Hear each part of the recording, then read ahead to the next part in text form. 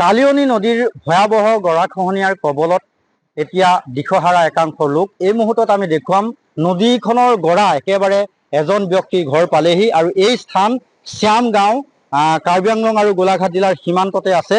আৰু ইতিমধ্যেই তেওঁলোকৰ ঘৰখনৰ বাৰীৰ আধা অংশ নদীত গুচি গ'ল আৰু যি অৱশিষ্ট আছে সেয়াও যাওঁ যাওঁ অৱস্থা। মই দেখুৱাব খুজিছোঁ এইটো এটা বাসগৃহ, এওঁলোকৰ বাসগৃহ।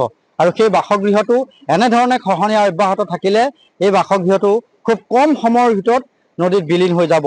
ঘৰৰ গৃহস্থগৰাকী আছে, মই তেওঁৰ পৰা জানিবৰ বাবে চেষ্টা কৰিম। কি নাম আপোনাৰ? মহেন শ্যাম।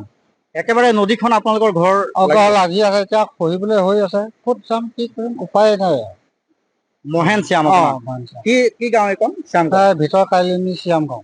আৰু দেখা গৈছে যে আপোনালোকৰ গোটেই বাৰীখনৰ আধা তামোল লৈ গ'ল। কি নিলে? তামোলটো 1.5 বিঘামান নিলে আৰু চাচি গছ 20 জোপামান গ'ল। এজোপা থাকিলে এইটো খাব পাৰে আৰু চিগুন গছ, গমাৰি গছ বহুত নিলে।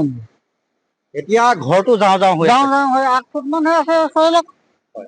নিশ্চয়কৈ আচলতে খুব এটা ভয় লগা পৰিৱেশ আমি দেখুৱাব খুজিছোঁ।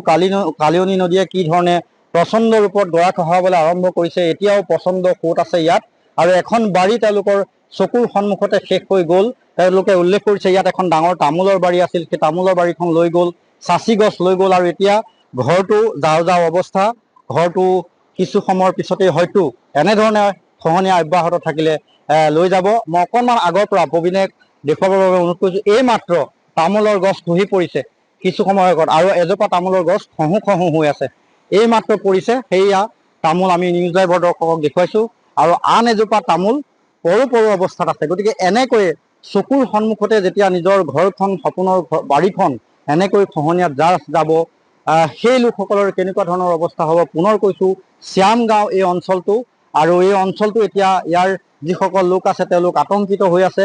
বাৰীৰ একেবাৰে এক অংশ নদীত গুচি গ'ল, ঘৰখন থকা নিজৰ আপোন ঘৰখনো যাওঁ যাওঁ অৱস্থা, নদীত বিলীন হোৱাৰ আশংকাত এতিয়া আতংকিত হৈ পৰিছে ইয়াৰ অঞ্চলৰ লোক।